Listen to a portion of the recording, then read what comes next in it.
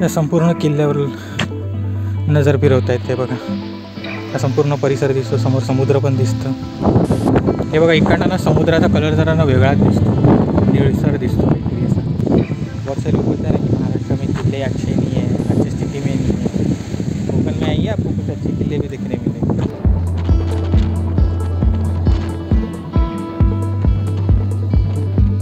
तर काही मागच्या व्हिडिओमध्ये आपण पाहिलं की आम्ही आलो होतो छाया उपहारगृहामध्ये नाश्ता करायला. इथे आम्ही पोट भरून नाश्ता केला. त्यानंतर आम्ही बाईक रेंटवर घेऊन त्यावर बाईक राईड करत पोचलो पावस येथे स्वामी स्वरूपानंदांच्या मंदिरामध्ये. इथे आम्ही मनापासून स्वामी स्वरूपानंदांचं दर्शनही घेतलं. त्यानंतर आम्ही पोचलो गणेश गुहेला. इथे आम्ही गणपती बाप्पाचं दर्शन घेतलं. मोरया मोरया. व तिथल्या पांडवकालीन विहिरीला देखील पाहिलं. चला आता इथून दर्शन झालं. आता आपण जाऊया पूर्ण गडवर.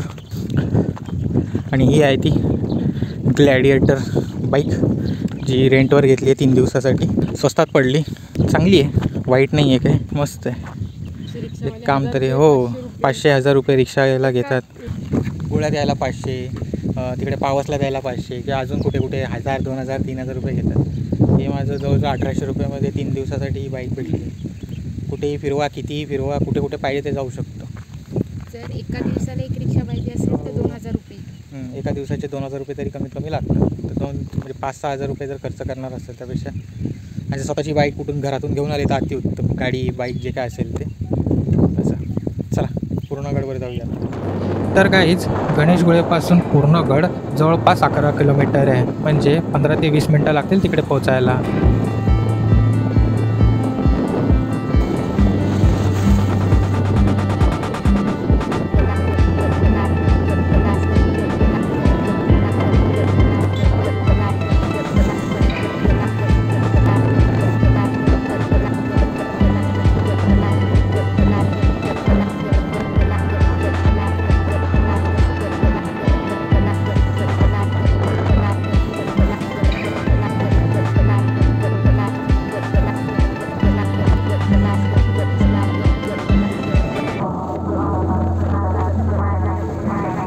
सोबत लोक होती.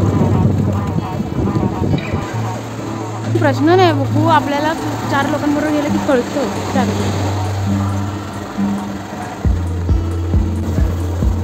किती मस्त वाटतं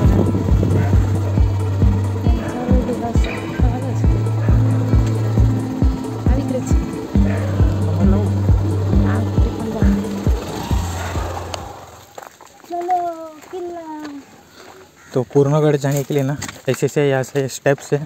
म्हणजे इथे या पायऱ्या आहेत, या सगळ्या चिऱ्यांनी बनल्यात. त्या या पायऱ्यावरती चढून जायला लागणार आहे आपल्याला. आता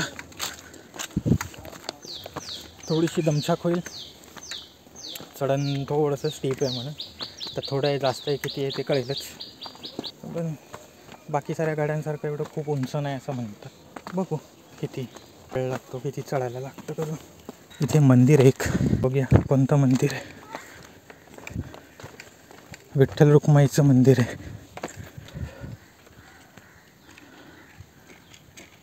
पण सध्या मंदिर बंद आहे. थोडं इथे कन्फ्युजन होऊ शकतं. इथून असं आलं ना की मंदिर ज्या दिसतं, ही नारळाची झाडं दिसतात ना, इथून वर जायला रस्ता आहे गडावर. इकडून नाही, इकडून काहीतरी वेगळंच आहे. पण इथून गडावर जायला रस्ता आहे. तर आपण आता इकडून जाऊया. अगर आप भी आते हैं ना यहाँ पे पूर्णगढ़ घूमने के लिए, वैसे तो किला थोड़ा छोटा है, घूमने के लिए बहुत ज़्यादा टाइम नहीं लगता, चढ़ने के लिए बहुत ज़्यादा टाइम नहीं लगता. जैसे दिख रहा है मुझे बुरुज वगैरह भी दिख रहे हैं, तो बहुत ज़्यादा टाइम नहीं लगता. बस रास्ता मिसप्लेस हो सकता है या फिर रास्ता पता नहीं चलेगा, तो वो मैंने लैंडमार्क बताया, वो ध्यान में रखो और इस किले को चढ़ जाओ. ये देखिए पूर्णगढ़. थोड़ा सा दम लगता है. इथे कोणती तरी एक वास्तू आहे. हां, कुठलं तरी जासवंत भवानी मातेचं मंदिर असू शकतं, म्हणून तिथे भगवा लावला आहे. इथून तसा जायला रस्ता आहे. चला आलो आहे तर पाहून येऊ. हो, शंकराचं मंदिर आहे, महादेवाचं. हर हर महादेव. दर्शन घेऊ. घंटी वाजू. इथलं कोणी राहणार असेल ना तर कमेंट करून सांगा की शंकराचं आहे का देवीचं मंदिर आहे. मला तर शंकराचं वाटतं, करिश्माचं म्हणणं देवीचं मंदिर आहे. चला हे बघा, इथून बुरुज वगैरे दिसतात, तटबंदी वगैरे दिसते. हे असं इथून वर चालत जायचं आहे आपल्याला मंदिरात. आणि ते गाय पण फिरते, चालली ती आपल्या खालती तिच्या जागेवर. आणि आमची गाय चालली वरती गडावर. चल का गैया, हे माझी गैया, चलो चलो चलो. इथे काहीतरी बांधतायत, काय आहे ते नाही माहिती, काहीतरी बांधतात. घर पण असेल, वॉशरूम पण असेल, सांगू नाही शकत. हे बघा लिहिलं इथे, स्टेट प्रोटेक्टेड मॉन्युमेंट 1960च्या अधिनियमानुसार.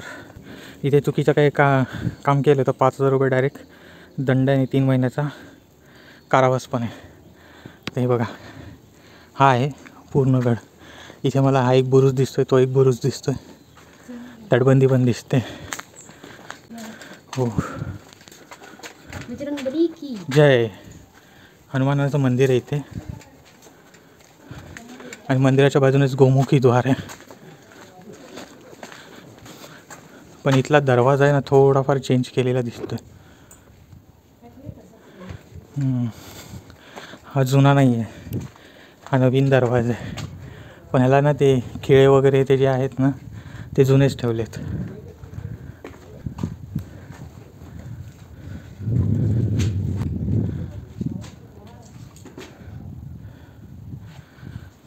इथे 2 बुरुज बघायला भेटतात. बऱ्यापैकी शाबूत आहे.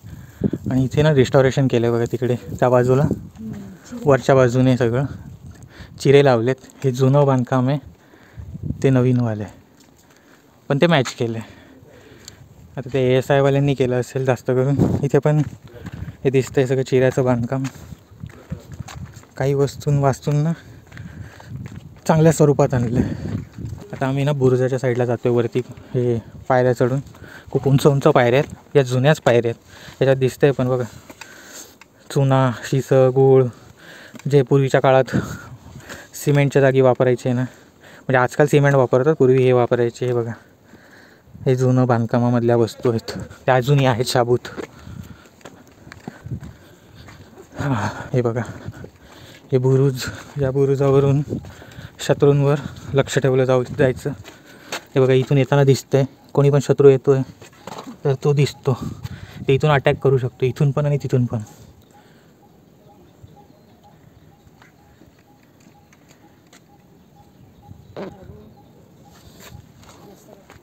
हे बघा, इकडे पण आहे.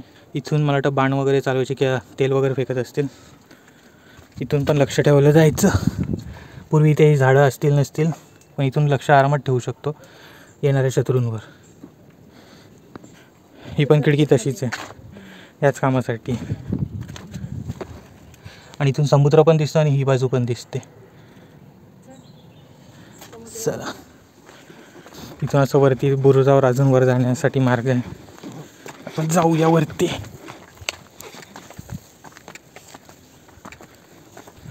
या संपूर्ण किल्ल्यावर नजर फिरवता येते बघा. हा संपूर्ण परिसर दिसतो, समोर समुद्र पण दिसतं, बोट दिसते. इथे एक वास्तू आहे, पूर्वीचं कोणाचं तरी घर, राजवाडा वगैरे काय असेल ते. आपण तिकडे जाऊन बघू काय आहे ते. आणि इथे आपल्याला पाहायला मिळतो हिंदूंचा भगवा. हे बघा, हा बुरुज आहे. याला ना इथून पायऱ्यात, इथून इकडे जाता येतं. असं बघा, इथून खाली उतरायला म्हणजे इथून वर पण येऊ शकता या बुरुजावर यायला, तिकडून पण येता येतं. आणि तिकडे पण बुरुज आहे, तिकडचं नंतर जाऊ. पहिले हा बुरुज दाखवतो तुम्हाला. पण इथे आपला हिंदूंचा भगवा झळकतो आहे.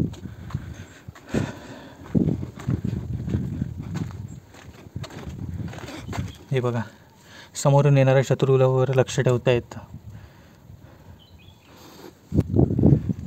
इथे पण थोडंफार रेस्टॉरेशन वर्क केलेलं दिसतं आहे वरच्या बाजूला. काही ठिकाणी थोडं इथे पण केलेलं आहे. तर गाईज, छत्रपती शिवाजी महाराजांनी कान्होजी आंग्रेंतर्फे या गडाला म्हणजे पूर्ण गडाला बांधलं होतं. कारण बाहेरील शत्रूंपासून मराठा नौदलाच्या आरमाराचं संरक्षण करण्यासाठी व इतर गडांच्या संरक्षणासाठी या गडाला सर्वात शेवटी बांधण्यात आलं. म्हणजेच गडांचा पूर्णविराम इथे लागला, म्हणून या गडाला पूर्णगड हे नाव देण्यात आलं. छोटा किल्ला आहे पण पाहण्याजोगे आहे. तर ही एक वास्तू आहे, ही आपण खाली जाऊन पाहू काय करून. आणि इकडनं बघा छान समुद्रकिनारा दिसतोय, मस्तपैकी सुपर्ब दिसतंय. हे जुन्या काळी काहीतरी सदर वगैरे भरत असावी, त्यासाठी तिकडे पायऱ्या वगैरे आहेत. आपण बुरुजाचा आज भाग आहे, इथून पण सेम तसंच दिसतं आपल्याला, शत्रूंवर लक्ष ठेवण्यासाठी. तिकडनं समुद्राचा खाडीचा भाग दिसतो आपल्याला. जवळच मचकुंडी नदी आहे, त्याचाच हा भाग आहे. हे बघा इकडनं पण यायला जायला रस्ता आहे, असं जाऊ शकतो, येऊ शकतो आपण. चला आता समुद्र दाखवतो तुम्हाला, या गडावरून दिसणारा. हे बघा इथून काय सुंदर असं समुद्र दिसतं, निळसर समुद्र. पूर्ण गड या समुद्राच्या जस्ट लगत आहे, बाजूला सुंदर समुद्र किनारा. रत्नागिरीत हाच फायदा आहे, असे सुंदर सुंदर बीचेस बघायला भेटतात गडांच्या वास्तूंच्या आजूबाजूला. चल, कारण की लोक सगळे तिकडे गणपतीपुळ्यातच जातात. रत्नागिरीत बरंचसं काय पाहण्यासारखं आहे. हे बघा सुंदर समुद्र दिसतंय, सुंदर.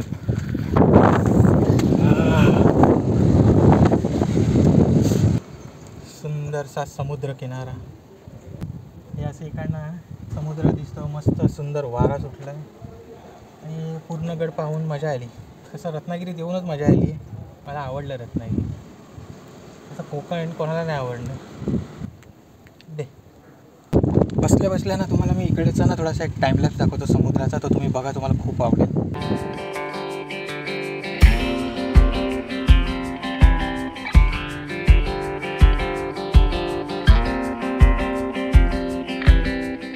वाटला टाईमलॅप्स कमेंट करून सांगा. मस्त समुद्राचा, नक्कीच तुम्हाला आवडला असेल. चला आता आपण त्या वास्तू बघू खालच्या ज्या आहेत त्या पूर्ण गडावरती. तेव्हा तिकडे समोर ना तुळशीचं वृंदावन पण आहे. इथून पण खाली उतरायला आहेत शिड्या, पुढून पण असतील.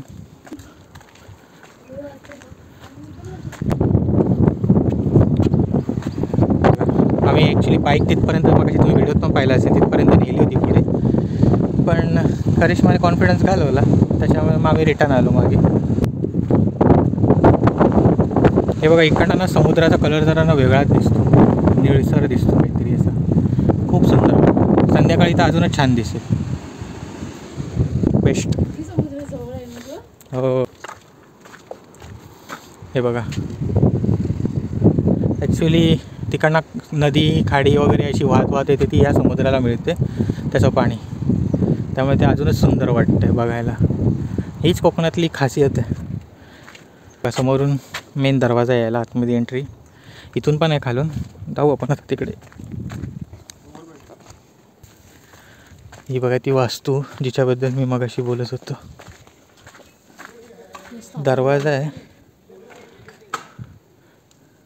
बघितल्याशिवाय कळणार कसं आहे ना आतमध्ये. काही छोटं मोठं सामान ठेवलं आहे गडावरचं. इथे ही पूर्वी जुन्या काळातली सदर असावी. हे बघा इथून शिड्या आहेत वरती चढायला.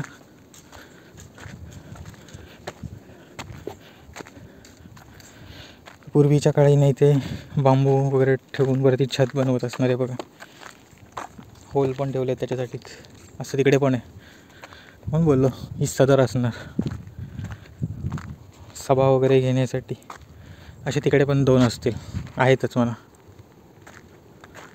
सदर म्हणा किंवा राहण्याचं घर म्हणा, पण जास्त करून सदरच वाटते. आणि हा समुद्राच्या साईडला येणारा दरवाजा, याला वाटतं दिंडी दरवाजा पण असं म्हणतात. इथे सैनिकांना बसायची जागा. हा छोटा दरवाजा आहे समुद्राच्या बाजूने येण्यासाठी, रस्ता मागच्या बाजूचा. म्हणजे या मार्गाने दिंडी येत असेल म्हणून याला दिंडी दरवाजा पण म्हणतात. छोटा आहे दरवाजा त्या दरवाजाप्रमाणे.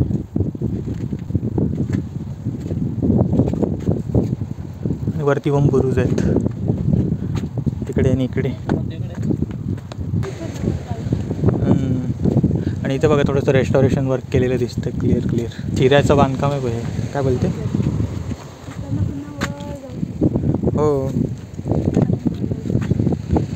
तेच दिसणार आहे पुन्हा. इकडनं वरती पायऱ्या आहेत जायला, म्हणजे किल्ल्याला पूर्ण बाहेरून पण पायऱ्यांनी रस्ता केला आहे येण्या जाण्यासाठी. छानपैकी इकडनं असे मस्त बुरुज दिसत आहेत. रेस्टॉरेशन वर्क खूप छान केलं आहे त्याच्यामुळे अजून ते सुंदर वाटतं. आणि इकडनं जे समुद्र दिसत आहे त्याच्यामुळे तर काय कहनेच वेगळे झाले आहेत. बहुत से लोग बोलते हैं ना कि महाराष्ट्र में किले अच्छे नहीं है, अच्छी स्थिति में नहीं है.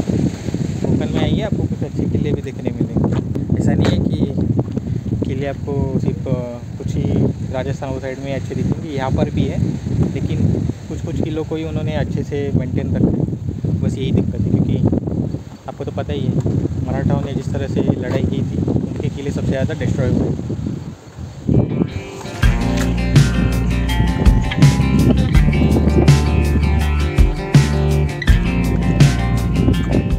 खूप सुंदर असा किल्ला, सुंदर अशी जागा, सगळंच पाण्यासारखं आहे. इथे पण लाकडी दरवाजा आहे आणि थोडंफार सामान वगैरे ठेवलेलं दिसतं आहे. तर आत जाण्यात काही अर्थ नाही.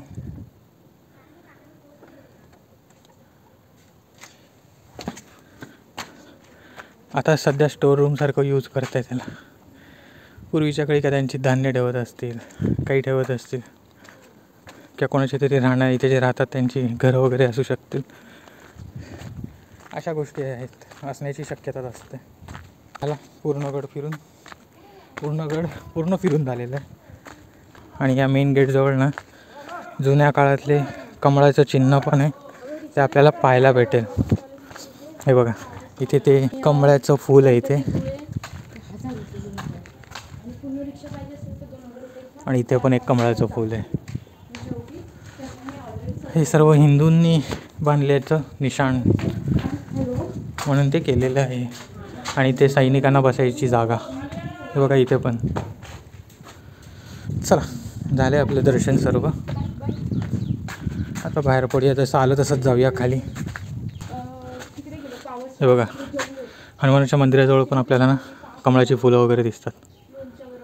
पण हे आता बांधलेलं आहे चिऱ्यांनी नवीन. पूर्वीचं छोटं मंदिर असावं जसं की तिथे असावं, पण आता इथे मोठं मंदिर बांधलं हनुमानाचं. चला हे बघा गाडी वरपर्यंत इथे बाईक कार वगैरे. आम्ही सध्या खालीच थांबवली. हे बघा इकडे ना पावसाळ्याच्या टायमाला की इतर टायमाला ना एक स्टॉल पण असतं. तर तिकडे तुम्हाला खायच्या प्यायच्या छोट्या मोठ्या वस्तू वगैरे मिळतात. आंबोळा, उपमा, पोहे वगैरे. कल के हम लोग देखेंगे उसके बारे में करिश्मा अभी बता रही है. अभी उतरते हैं नीचे, अभी चलते यहाँ से भाटे बीच. भाटे बीचवर जाऊ, तिकडनं भाटे बीच बघू, आणि जमलं तर लाईट हाऊस बघायला जाऊ आपल्या रत्नागिरीच्या साईडला. तिथला लाईट हाऊस बघायला भेटेल मस्त सनसेट वगैरे. आता 4 वाजलेत, आहे पॉसिबिलिटी सर्व बघायची. जेवढं पण मेन पाहायचं होतं ते सगळं पाहिलं. गणेश गोळे, पावसचं मंदिर, स्वामींचं, स्वामी स्वरूपानंदांचं मंदिर. चला भाटे बीच आता सीधा.